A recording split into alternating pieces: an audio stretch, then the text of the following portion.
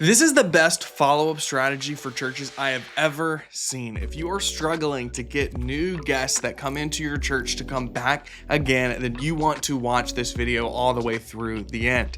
Hi, my name is Brady Sticker. I'm the founder of Church Candy, and I have helped over 1,000 churches use social media ads to get new guests. And in this video, I'm going to teach you how to turn those new guests into people that are coming back again using a proven follow-up strategy. If you're new to the channel, be sure to like this video and hit subscribe because I'm making new videos like this one every single week. And be sure you stay until the end because I'm breaking down and giving you the exact SOP, the exact standard operating procedure on how your church can execute this strategy this very Sunday. And I really think my favorite part about this strategy is it's 100% free. You don't need any additional software, and literally any church can do it. And before we jump into the exact nuts and bolts of this strategy, I want to talk a little bit about what makes a good follow-up strategy to begin with. See, I believe a lot of churches out there are great at getting people through the front doors, but where they struggle is getting people connected, getting them to come back again and again. And one of the key things that you can fix in your church's processes is a follow-up strategy to help with this. Now, I believe every good church follow-up strategy has three main components. If you can get these three things right, you're gonna be in good shape. But really quick, before we jump into that, I'm doing something really special for the month of September. If your church decides to sign up for Church Candy and you hire us to run your ads for you, I will actually pay for your first month of ads. I will literally go to your church's online giving page and donate $500 to your church to cover the first month of ads. This is just something that we love to give back to the churches out there that we are serving and working with, because we're on a mission to connect 1 million people to a local church, and I truly believe this is going to make a huge impact for the kingdom. We're only offering this for the first 100 churches that sign up, and at the time of recording this, we already have a lot of those spots taken, so go to churchcandy.com or the first link down in the description and schedule a discovery call to see if this would be a good fit for your church. Now let's jump back into the video. So let's jump in. The first thing that your follow-up strategy should have is, number one, is they actually open it. See, whenever you get a new guest that comes to your church, they visit, maybe they have a great time, maybe they don't, but you want to follow up with them really, really well, and they have to actually look at it with their eyeballs.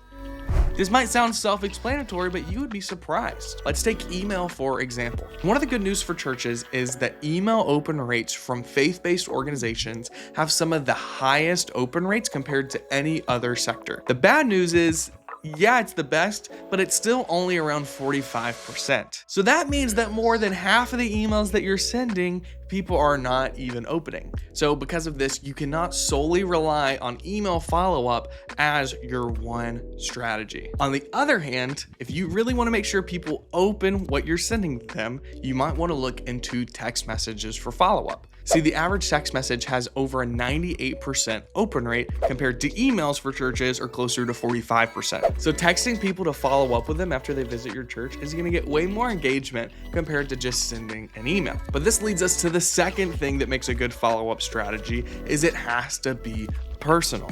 See, if you send a text message and it's just from a brand and it's generic, then you're not going to have many people read it, engage with it, or reply to it. It's not going to have much of an effect. See, it's important that your follow-up strategy is personal because people don't want to just feel like a number. And that's what happens whenever you're sending out mass text messages from a brand as your church rather than as the pastor or someone personal on your staff. You know, Jesus says in John 13 that people are going to know that you are my disciples by how you love one another. See, and that's what sets us apart. It's how you love people. People want to feel loved, not just like a number. And a lot of the times we'll put all of our efforts into having the best LED wall, the coolest lights, the best coffee, and we'll use excellence as a reason for that. But here's the thing, your excellence in your follow-up and how you love people is going to have a better difference than just how neat your tech is in your church. Something I tell the Church Candy team is that your excellence equals someone's eternity. And that goes the same thing for you and your staff. See, the way you follow up with people, if you can have a great personal touch to it and make people feel loved and seen, that can affect their eternity. That can make a difference on whether or not they're going to come back to your church and make a decision to follow Jesus as their Lord and Savior. And so here's an easy and practical way when it comes to your follow-up strategy to make people feel loved.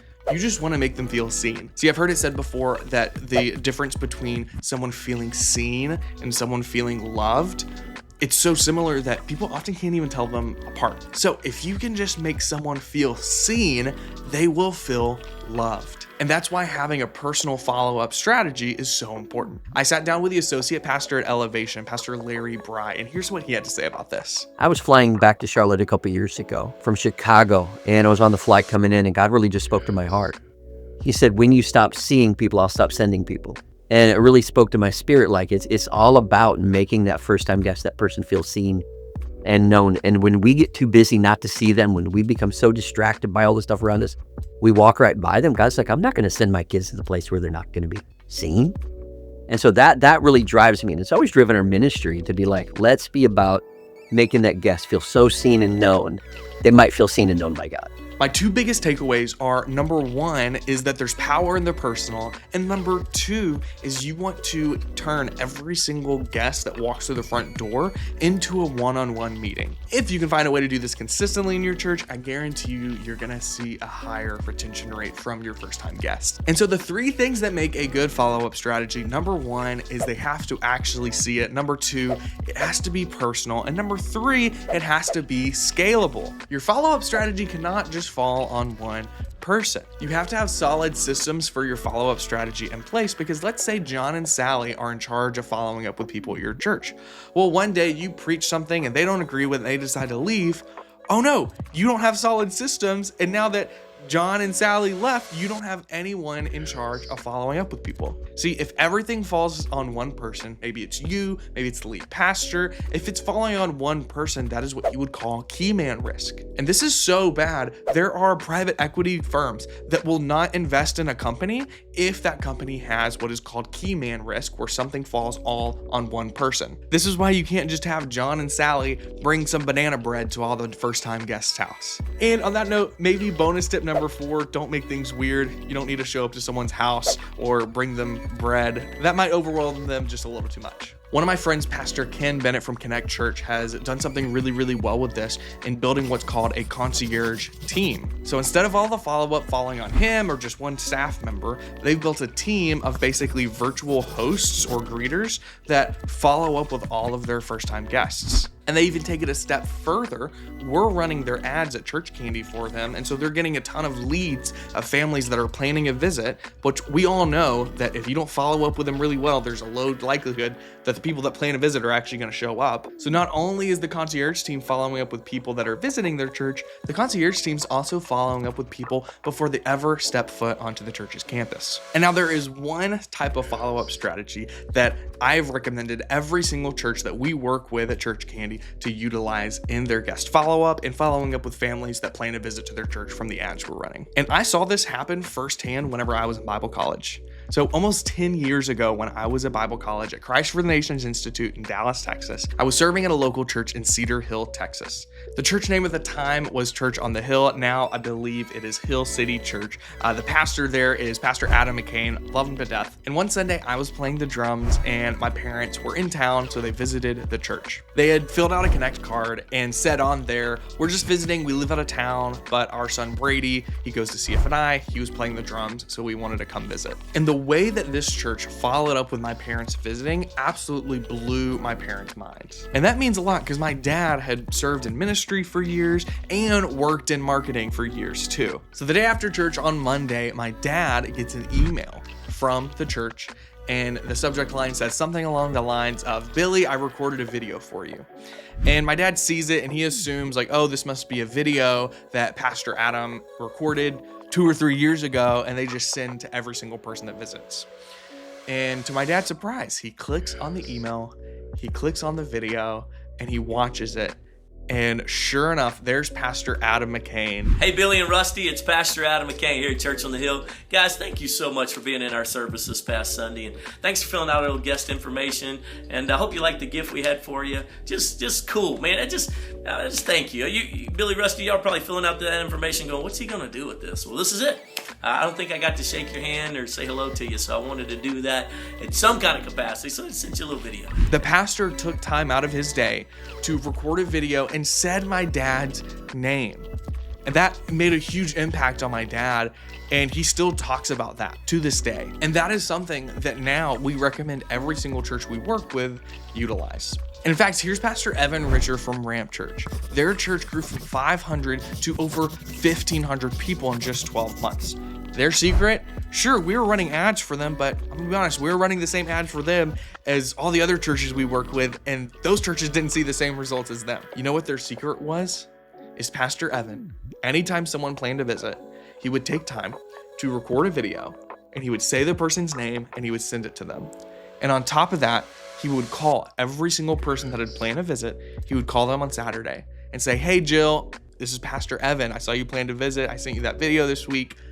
I wanted to see if you were still coming tomorrow. Should we save you a seat still?" Those two things are one of the reasons why I believe they've seen so much growth on top of just favor from the Lord. In fact, he sent me this Facebook post from someone that had planned to visit from our ads and ended up showing up. Check out what she has to say. Ava says, "I remember when I found Ramp Church Texas online, I filled out an information form. The pastor personally sent me a video inviting me to service. That was the first thing that made me want to go visit." Notice, she didn't say the ads that she saw made her want to go visit. No, it wasn't anything Church Candy did. Pastor Evan made Ava feel seen, and already she's feeling loved. She's feeling important. She goes on to say, "Then Sunday came around and I wanted to sleep in so bad, but the pastor called me the day before and I said I would be there, so I got up." And then she goes on to say how amazing the church service was. The two things that Pastor Evan did here is, number one, is he made Ava feel seen. And then number two, there was accountability in place. He called and just asked, "Hey, am I gonna see you for church on Sunday?" And because of that, Ava's life was changed, as well as hundreds of others. And so as promised, I'm gonna break down the full SOP, and I'm also gonna link to a PDF down below that you can download and give to your team. Let's check it out. So the first step is you need to collect a Connect card from every single guest. This needs to be the one next step that you give people when they visit your church. You shouldn't say, "Oh, like if you want to learn about our men's ministry, go do this," or "if you want to do this, go do that." No, every single new guest, your goal should be to get them to fill out a Connect card. I recommend mentioning it from the stage 3 times. Number one, during announcements. When you have someone leading service, giving announcements, make sure they emphasize filling out the Connect card. Number two, you as a pastor, before you jump into the message, welcome all the first-time guests. Have the church clap. Say, "Hey guys, can we just give it up and honor all the first-time guests in the house?" And then say it again. Say, "Hey, there's a Connect card. I want to personally reach out to you and thank you for joining us. If you could just fill that out and then drop it off at our new here desk in the lobby." And then number three, at closing, right before you dismiss, whether it's the pastor or you have the same people that did announcements, dismissing, mention for a third time the Connect card. That is number one. Number two is data entry. What you don't want to do is have these Connect cards collect dust waiting to be actually filled into some sort of database. Whether you're using Planning Center, CCB, it doesn't matter, but you should have your team fill that out immediately, either during service or as soon as service is over. Number three, on Monday, you need to block out time to personally text them with a personalized video where you say their name. I recommend it coming from either you, the lead pastor, or at least a pastor on staff. Now, it's gonna have a bigger impact if it comes from the lead pastor, especially if they just saw them preaching the day before. And I know that might seem tedious and you might think, "Oh, I don't wanna give everyone my phone number." I'm telling you, it's worth it. And if you get any weirdos, you just block them and move on. The most efficient way to do this is to block out time in your schedule. In fact, right now, go pause this video, open up your calendar, and block out an hour on Monday that repeats every single week for you to personally follow up and send videos to people that visit your church. Pause the video and go do this now. Because here's the thing, if you don't put it in your calendar, it's not gonna happen. And number four, you want to get them to attend some sort of in-person meeting.